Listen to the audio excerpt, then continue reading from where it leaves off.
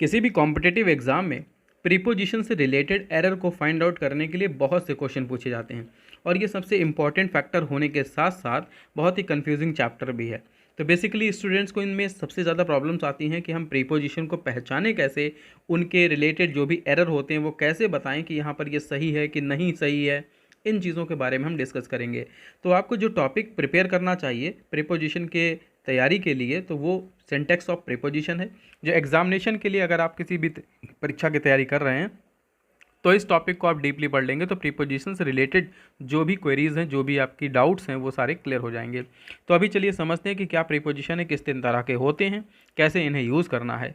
तो preposition basically अगर बात करें तो preposition is a word place before noun और pronoun to show in what relation the person or thing denoted by it stands in the regard to something else। Rain and Martin.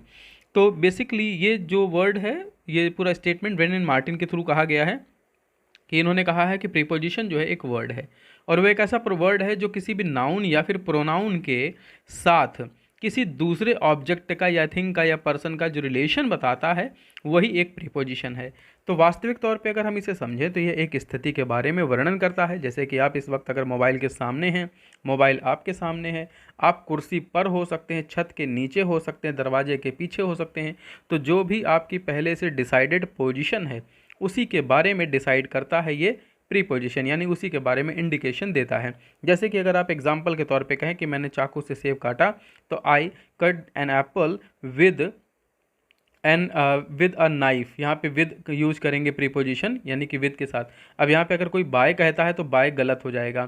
तो basically इन चीज़ों को समझना है कि किस word के साथ में कैसे हमें प्रीपोजिशन यूज़ करने हैं। एग्जाम्पल के तौर पे समझिए, the book is on the table, यानी किताब जो है टेबल के ऊपर है। अब इन द टेबल कहेंगे तो गलत हो जाएगा। तो यहाँ पर सेंटेंस ऐसे ही पहचानना है। आपको एग्जामिनेशन में भी दिए रहेंगे ऑप्शन कि आपको किस पार्ट में गलती दिखाई दे रही है, उस पार्ट को चूज़ करके आपको बताना है। तो अगर आप किसी भी कॉम्पिटिटिव एग्जाम की तैयारी कर रहे हैं और ख़ास तौर से उसमें इंग्लिश सब्जेक्ट के लिए आपको बहुत अच्छे से प्रिपरेशन करनी है तो चैनल को सब्सक्राइब कर लें। वीडियो पसंद आए तो वीडियो को लाइक करना बिल्कुल ना भूलें। एक नेक्स्ट ऐसे ही वर्ड है, सेंटेंस है कि the cat is under the table. अब अगर बिल्ली को हम इंडिकेट कर रहे हैं कि वो टेबल के नीचे बैठी हुई है तो हम यहाँ पे अंडर वर्ड का यूज़ करेंगे। तो अंडर वर्ड वो वाला अंडर वर्ड नहीं, दाऊद इब्राहिम का, बेसिकली अंडर वर्ड यानी कि एक शब्द है, ये वर्ड की बात कर रहे हैं तो ये अंडर वर्ड की हम बात करेंगे। तो यहाँ पर ये, तो चलिए आगे समझते हैं कि किस प्रकार से प्रीपोजिशन होते हैं, कैसे कैसे आपको प्रीपोजिशन देखने को मिलेंगे और किन किन टाइप के प्रीपोजिशन की कैटेगरी होती है। बेसिकली टाइप ऑफ प्रीपोजिशन की अगर बात करें तो सबसे पहले सिंपल प्रीपोजिशन होता है। 4 कैटेगरी में से बांटा जाता है, जिसमें सबसे पहले सिंपल प्रीपोजिशन होता है, यानी कि जो एक वर्ड में ही आपको दिखाई देगा। जैसे कि इन का मतलब होता है किसी में परिस्थिति में होना, एट का मतलब होता है पर या किसी समय पर, ऑन का मतलब भी पर होता है लेकिन इन दोनों का प्रयोग अलग अलग अर्थ या अलग अलग सिचुएशन के अकॉर्डिंग किया जाता है। ऑफ का मतलब आता है का हिंदी में, तो ये चीज़ भी यहाँ पर जब भी प्रयोग होती है अलग अलग एक भावार्थ के तौर, फॉर, बाय, आफ्टर या आउट, इन सभी शब्दों का प्रयोग आप सिंपल प्रीपोजिशन के तौर पे करते हैं। दूसरा प्रीपोजिशन होता है कंपाउंड प्रीपोजिशन। कंपाउंड में बेसिकली क्या होता है कि ये वो होते हैं जो कुछ आपको 2 वर्ड से मिलकर बने हुए दिखाते हैं। जैसे यहाँ पे ए बी जुड़ा है, एब अब, और उसके बाद आउट, तो अबाउट बन जाता है। जैसे अबब की बात करें तो यहाँ पर ये अबब भी इसी तरह से बनाया गया वर्ड है। बिफोर की बात करें तो यहाँ पे बिफोर भी कंपाउंड है, among, around, behind, below, inside, outside. अभी इन सब के यूज़ भी हम देखेंगे कि कैसे इन्हें यूज़ किया जाता है, बट ये कंपाउंड प्रीपोजिशन होते हैं। ये सारी चीज़ें आपको देखते ही पता लग जानी चाहिए। तो अराउंड हो गया, बिहाइंड है, बिलो है, इनसाइड, ये सारे वर्ड ही कंपाउंड प्रीपोजिशन के एग्जाम्पल हैं। फिर बात करते हैं तो कुछ पार्टिसिपल भी होते हैं, यानी पार्टिसिपल प्रीपोजिशन इन्हें कहा जाता है और ये आईएनजी से एंड होते हैं, यानी इनके लास्ट में आपको आईएनजी वर्ड देखने को मिलेगा। जैसे रिगार्डिंग, कनेक्टिंग, कंसर्निंग या कंसिडरिंग या ड्यूरिंग, इस तरह के वर्ड यहाँ पर आपको पार्टिसिपल प्रीपोजिशन के नाम से जानते हैं। यानी कि आपको हो सकता है कि आइडेंटिफाई करने कहा जाए कि इसमें पार्टिसिपल प्रीपोजिशन कौन सा है, फाइंड आउट पार्टिसिपल प्रीपोजिशन। तो आपको इस तरह से चीज़ों को फाइंड करना होगा। एंड द नेक्स्ट वन होता है फ्रेज प्रीपोजिशन।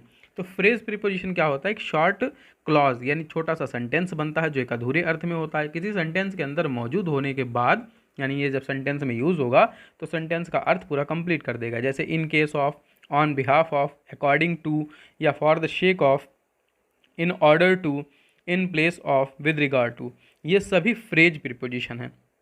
तो बेसिकली ये 4 तरह के प्रीपोजिशन होते हैं जिन्हें हम किसी सेंटेंस के अंदर यूज़ करते हैं और इसके माध्यम से हम किसी वस्तु, व्यक्ति या किसी भी अन्य चीज़ का, बिल्डिंग का स्थान बताने का प्रयास करते हैं। तो अब इन्हें कैसे कैसे यूज़ किया जाता है, कुछ कुछ चीज़ों के बारे में हम डिस्कस करते हैं। जैसे पोजिशन ऑफ द प्रीपोजिशन, तो प्रीपोजिशन की पोजिशन कहाँ होती है, बेसिकली ये सेंटेंस के किसी हिस्से में आ सकता है, तो कहाँ पर, किस जगह पर इसे यूज़ करना, इन सब चीज़ों के बारे में देखें।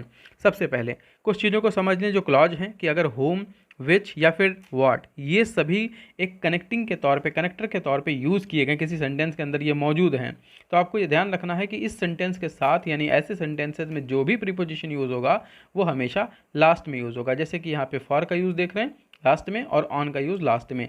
तो ये एक रूल है जिसको आपको याद रखना है कि this is the girl whom we were looking for।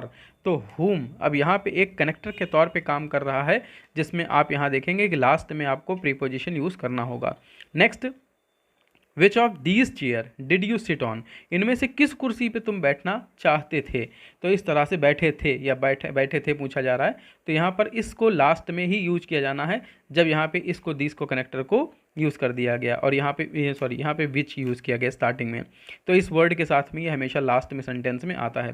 फिर इसी तरह से देखें कि अगर रिलेटिव प्रोनाउन, वहाँ पर दैट का यूज़ किया गया है, यानी कि दोनों ही कनेक्ट कर रहा है, बट रिलेटिव प्रोनाउन जो यूज़ किया गया वो दैट है, तो भी उस कंडीशन में भी आपको फॉर या कोई भी अदर प्रीपोजिशन जो भी आएगा इसके अंतर्गत वो सभी लास्ट में आएंगे। जैसे दिस इज़ द गर्ल, यह वही लड़की है, that we were looking for, जिसको हम तलाश रहे थे या जिसको खोज रहे थे। नेक्स्ट सेंटेंस भी कुछ ऐसा ही है कि this is the book that we were searching for, ये वही किताब है जिसे हम खोज रहे थे, ढूंढ रहे थे। इसी तरह से अगला सेंटेंस कहता है कि this is the women that I spoke of, कि यह वही महिला है जिसके विषय में मैं बात कर रहा था। तो इस तरह से इस सेंटेंस में हम लोग प्रीपोजिशन का यूज़ लास्ट में करते हैं। अब रिलेटिव प्रोनाउन अगर वहाँ पे अंडरस्टूड है, यानी कि वहाँ पर नहीं दिया है और अंडरस्टूड है, उस कंडीशन में भी आपको प्रीपोजिशन लास्ट में ही यूज़ करना है। जैसे दिस इज़ द मैन, ये वही आदमी है, वी वर लुकिंग फॉर, जिसे हम खोज रहे थे, and this is the pen, ये वही पेन है, which I was talking about, जिसके विषय में मैं बात कर रहा था। तो यहाँ पे अबाउट, फॉर, ये सब प्रीपोजिशन है। तो इन कन्फ्यूज़न को दूर कर लीजिए। एग्जामिनेशन में कई बार ये पूछा जाएगा कि यहाँ पर किस जगह पर प्रीपोजिशन प्लेस होना चाहिए, तो आप उस जगह पर ये सही उत्तर दे पाएँ, इसके लिए आपको ये पता होना चाहिए।